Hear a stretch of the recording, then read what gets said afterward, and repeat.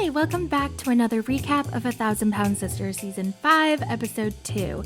Fork you, I'm done. I'm just gonna jump right into it because I have a pounding headache and a little bit of nausea. Yeah, I'll get into that at the end of the video. In the opening scene, Tammy is organizing all her medications and she's thinking about the other night at her welcome home party where Amy flipped out on Amanda. And she doesn't understand why she was so offended by Amanda making fun of her eyes because it's just something they always do. As siblings, they've always roasted each other on their looks. I mean, she's got to be used to it. We make fun of her eyes and my forehead and Mrs. teeth and all that. And it's just how they roll. So she's really confused and she feels like she shouldn't have maybe reacted so strongly, especially at her welcome home party. I feel like maybe Amy has also reached that breaking point where she just doesn't find it funny anymore and it's actually affecting her mental health. And I had no idea through the first 4 seasons. Maybe I missed it, but I don't remember her ever mentioning her insecurity with her eyes. Some of us make really self-deprecating jokes just to kind of laugh at ourselves so that other people aren't laughing at us. And maybe that's what Amy did until now. Or it really tipped her off the edge because she's so stressed out with everything going on at home. Either way, she's allowed to change her mind and not find things funny anymore, and that's what she expressed, and hopefully her sisters will stop making fun of her eyes. Now, one thing I love about the Slaton sisters is they're not afraid to come up with new words. Have to get calculated. Is that a word? Reanimated. Acclimated. Chris went over to Tammy's house to check up on her, to see how she's feeling, and to take her to the grocery store. Tammy really misses Caleb a lot. She's been crying ever since she left him at the rehab center, and her brother's very worried that Tammy might start turning to food again because that's what Tammy's been doing this whole time. She's been bottling up her feelings and turning to food to kind of cope with everything. I just want to point out that I noticed when Chris caught her crying in the car or in the rehab center, Tammy actually was able to articulate that she was not ready to talk about it, which I feel like is a huge improvement. It's like massive progress. Because in the past, she'd get angry, she would lash out and she would deflect. She'd throw a temper tantrum because she couldn't even say that simple sentence, I am not ready to talk about it right now. I don't want to talk about it no more. That's your answer to everything. Just shut up and leave it. I don't want to sit around and cry and think about it. Because I do, then I'm going to get depressed. So I just block it out. I feel like it's huge progress. Very proud of her. Now it's time to go to the grocery store. Tammy hasn't been able to sit in the front seat of a car in 20 years. But that girl glides right on in and heads to that grocery store. Holy I did it! You can tell the little battle that she just beat made her feel wonderful because even at 16, she couldn't sit in the front seat. She grabs her cart, she's putting all her fruits and her veggies and a lot of healthy food choices, which I have to go do come January 1st. And she chooses one like guilty pleasure and it's cream cheese. And I found that really funny because I would never pick cream cheese as my guilty pleasure. I would pick Nutella. So I brought Glenn over here with me to Tammy's house, and Gage decided to stay with Granny because he loves his granny. How is Glenn an exact copy of Amy's face? It's hilarious that one kid looks exactly like their dad and the other looks exactly like the mom. Amy visits Tammy with Glenn and she ends up apologizing to her for storming out of her party and she immediately starts crying. Damn. She's got a lot going inside, a lot of pain, a lot of hurt, a lot of frustration. And Tammy apologizes to Amy for being a burden for everything that she had to do for her. And Amy says, you're not a burden. I did all of this for you because I love you. I did it because I loved you, and I will never give up on you, no matter what you do. You can murder somebody, and I will still take your side because you are my sister.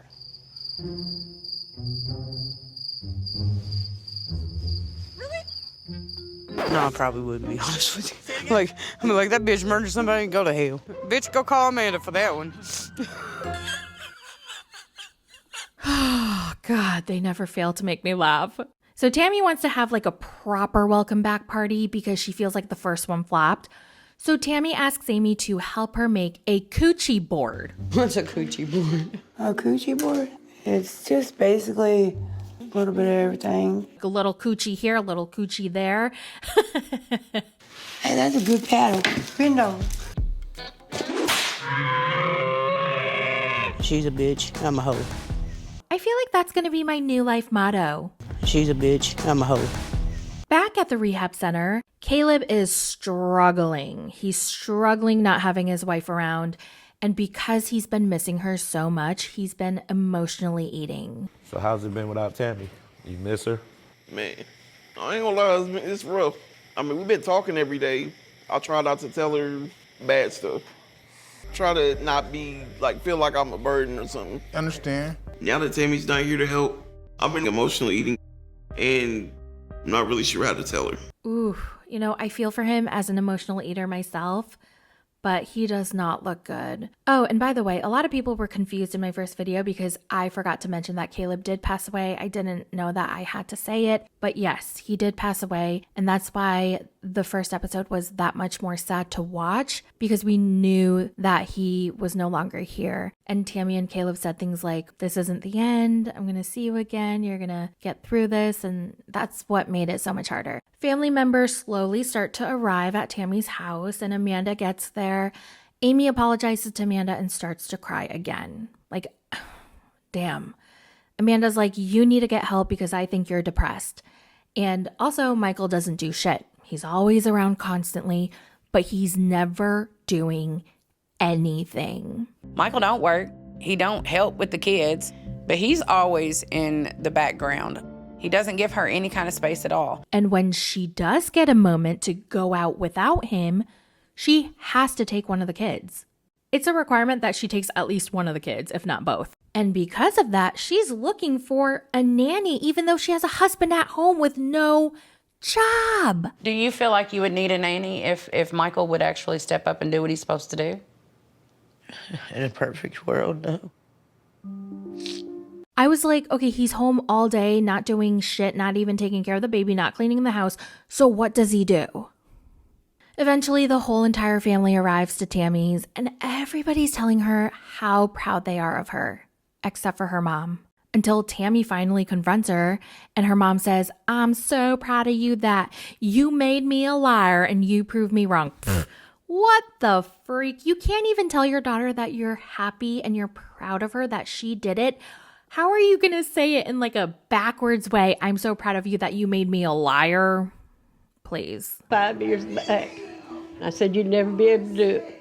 And I'm so proud that you made myself a liar. During the party, they play Pin the Tail on the Trach, which was a genius game. Who the freak thought of that? Was it really Chris's idea or was it a producer's idea? If it was a producer or a PA, give them a raise. That was incredible.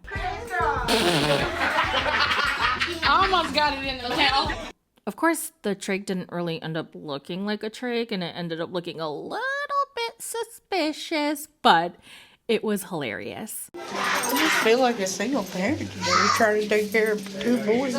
And I'm barely making it. Hey, it takes a village. I think it would be my best interest to hire a part-time nanny just to help me clean the house, or, while she's taking care of the boys, I could go do something. The fact that Amy has to hire a part-time nanny when she's got a fucking husband in the house not doing shit is asinine. How? Ooh, I just want to shake him. So the sisters are in the dining room, and I guess Michael's in his room busy doing what? Guess. Yeah, guess. Guess what he's doing. So busy. Guess what he's doing? Video games. Yep. Apparently, Michael's all for the nanny. He supports that decision. And I'm just exhausted all the time. And I'm hurting 24/7 because I'm trying to take care of 2 boys and take care of the house, take care of Mom. It's just a lot. You have a husband that is perfectly capable of taking care of these kids for you to have a moment. Amy breaks down again, and Amanda's getting fed up. She's like, "Michael, get out here." Okay, I did the Angela voice, but whatever. So she calls him out, and he comes out.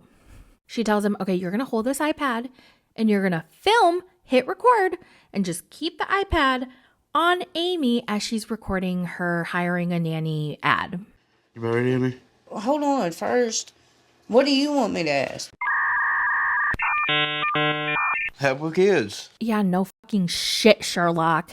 Can you be more specific? Amanda looks at Michael and she's like, look at her. She's depressed. She's tired. She's got no energy to cook or clean after running after 2 toddlers all day. It'd be nice if you could pick up some of the household chores.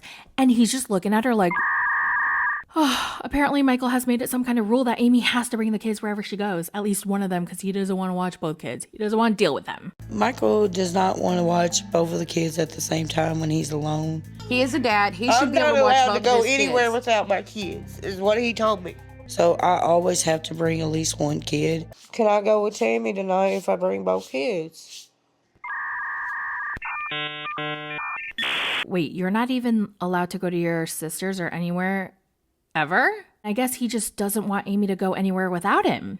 Amanda's like, y'all need some time apart. You guys spend so much time together. And meanwhile, Gage is crying right next to him on the floor, and Michael doesn't even think to pick him up or handle him or do anything. And we also learn that Michael's in charge of the finances, and all her cards, credit, debit, are in his wallet. And she cannot spend any money until she gets his approval. And he doesn't even freaking work. All that money is probably from the TLC show called 1,000 Pound Sisters. She's half of the show. I had no idea Michael was so controlling.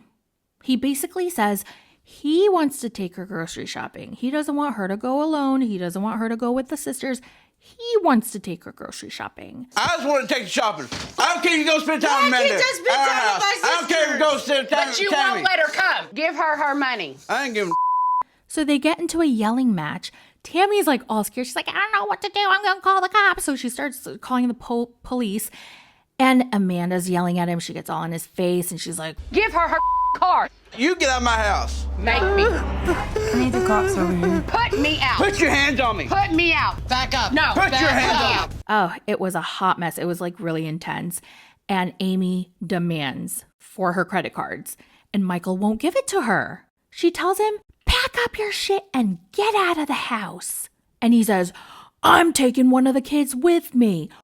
Oh, wow. You don't ever want to take care of the kids, but now you're going to take one of them with you out of spite because you want to piss Amy off? No, you're not going to do that. You never want to take care of your kids, and now you're going to threaten her by taking one of the kids. No. But I mean, if he's anything, he's consistent. At least he wasn't like, I'm taking both of the kids, because he never wants both the kids. So at least there's that. He was like, I'm going to take one of the kids because he really doesn't want to take 2. I've noticed a lot of people are like, yeah, but what about Michael's side? Like, we need to hear Michael. Why? Why do you need to hear his side? I don't know. I do agree there's 2 sides to every story. If he wants to share his, I'm all ears. So share your story. You have social media. Say something. Well, that's it for the recap of 1,000 Pound Sisters Season 5, Episode 2. Oh, I said that I was going to explain why I'm so nauseous and have a headache. So it was Christmas Day. Everything was going well. We had a great Christmas Eve with the family. And Christmas Day, there was a family fight. Like, real bad, sobbing, hyperventilating, crying. And all of a sudden, I had the worst stomach ulcer pain. It was so bad. It felt like someone was grabbing my stomach and just pulling it, squeezing it, ripping it out, while there was a fire next to it. Like, my stomach was burning. It lasted for an hour, and then it started to subside. And because I had cried so hard, my head was pounding. So I had a pounding headache with stomach pain, and I thought I was gonna die. I was just like, this is how I'm gonna go. Hallelujah. Praise the Lord. I'm so thankful that the pain went away. But because of that, I'm I still have lingering nausea from the headache, and I just don't feel good because I didn't get enough sleep, and I'm emotionally and mentally just exhausted. So anyway, I hope everybody had a better holiday than I did, and I will talk to you guys very soon in my next video. Bye!